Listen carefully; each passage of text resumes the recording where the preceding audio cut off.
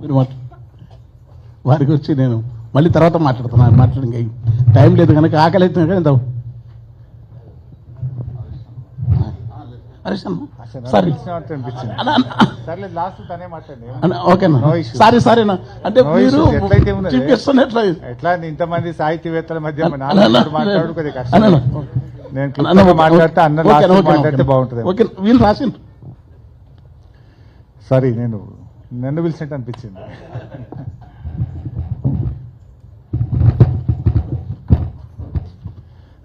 గౌరవనీయులు, నాకు ఇష్టమైన కవి, రచయిత, శాసన మండలి సభ్యులు పెద్దలు గోరేటి వెంకన్న గారికి,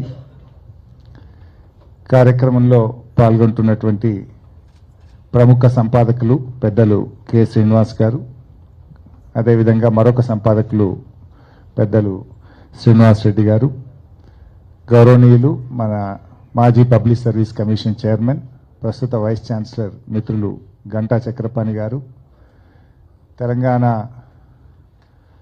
మరి జర్నలిస్టుల అసోసియేషన్ను ముందు ప్రారంభించి మరి పనిచేసిన పెద్దలు సంపాదకులు అల్లం నారాయణ గారు, అదేవిధంగా గౌరవనీయులు అప్పలనాయుడు గారు, అదేవిధంగా నా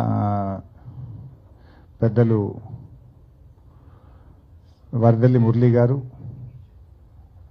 క్రాంతి గారు, మరి పెద్దలు గౌరీశంకర్ గారు, అదేవిధంగా నారాయణ స్వామి గారు, శ్రీకాంత్ గారు, కార్యక్రమంలో పాల్గొంటున్నటువంటి సాహితీ మిత్రులు, సాహితీవేత్తలు, మరి చెంచుగూడాల నుంచి వచ్చినటువంటి సోదర సోదరీమణులు, మీడియా మిత్రులు అందరికీ పేరు పేరున నమస్కారం. మీకు మా భాష అర్థమవుతుందో లేదో మాకు తెలియదు, మేమైతే దంచి ఇక్కడి నుంచి ఉపన్యాసాలు కొడుతున్నాం. అర్థమవుతుందా? ఇదంతా మీ గురించే. సరే, ముఖ్యంగా వరదల్లి వెంకటేశ్వర గారితో నాదొక దశాబ్ద కాల పరిచయం. దశాబ్ద కాలంగా ఒక జర్నలిస్ట్గా, ఒక సాహితీవేత్తగా, ఒక రచయితగా, ఒక సామాజికవేత్తగా, ఒక సోషల్ కన్సర్న్ ఉన్నటువంటి ఒక మిత్రుడిగా నాకు ఆయనతో గత దశాబ్ద కాలంగా నా మిత్రత్వం, ఫ్రెండ్షిప్ కొనసాగుతూ ఉంది. జర్నలిస్టులతో సహజంగానే రాజకీయ నాయకులకు అనుబంధం ఉంటుంది, కానీ వరదల్లి వెంకన్నతో నాకుండే అనుబంధం కొంత ప్రత్యేకం. వెంకన్న ఒక జర్నలిస్ట్గానే కాకుండా తన సమయం చిక్కినప్పుడల్లా కూడా అనేక సామాజిక సమస్యలపై, అనేక అంశాలపై లోతైనటువంటి అధ్యయనము, తెలుసుకోవాలనే కుతూహలము, ఒక పట్టుదలతో ఉన్నటువంటి ఒక మంచి జర్నలిస్ట్గా, ఒక రచయితగా నాకు వారితో అనుబంధం ఉంది. వెంకన్నలో ఇంకో మంచి గుణం కూడా ఉంటుంది. ఉన్నది ఉన్నట్టుగా చెప్తాడు, ముఖం మీదనే చెప్తాడు. నచ్చితే నచ్చింది అంటాడు, నచ్చలేదంటే నచ్చలేదని చెప్తాడు. ఎక్కడా సంకోచం కానీ, బెదురు కానీ, అయ్యో ఏమనుకుంటారో అనేటువంటి మొహమాటాలు లేకుండా మాట్లాడే ముక్కుసూటి వ్యక్తిత్వం వెంకన్నది. అయితే వెంకన్న గారు మరి నా అదృష్టం కావచ్చు, ఆయన 3 పుస్తకాలు నేను ఆవిష్కరించే అవకాశం నాకు దొరికింది. ముందేమో పిట్టవాలిన చెట్టు, అది వాళ్ళ ఊర్లో సూర్యాపేట జిల్లాలో వారి స్వగ్రామంలో పొలం గట్టున ఈ పిట్టవాలిన చెట్టు పుస్తకాన్ని వేలాది మంది మధ్య ఆవిష్కరించాం.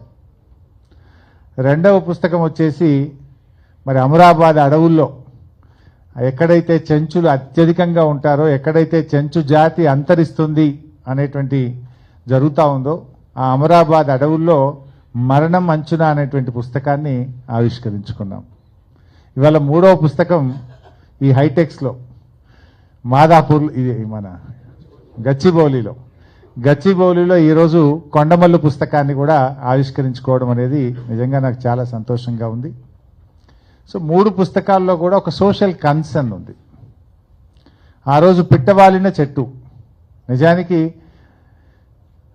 మిషన్ కాకతీయ అనే ప్రోగ్రాం కావచ్చు, పెద్ద ఎత్తున చెక్ డ్యాంల నిర్మాణం కావచ్చు, కేసీఆర్ గారి ప్రభుత్వంలో జరిగిన పెండింగ్ ప్రాజెక్టుల నిర్మాణం పూర్తి కావచ్చు, వీటన్నిటి వల్ల వలసలు వాపస్ అనే వార్తలు పాలమూరు లాంటి జిల్లాలో వచ్చినాయి. బొంబాయి బస్సులు బంద్ అయిపోయినాయి, వలసలు వాపసు వచ్చినాయి అనే వార్తలు చూసాం.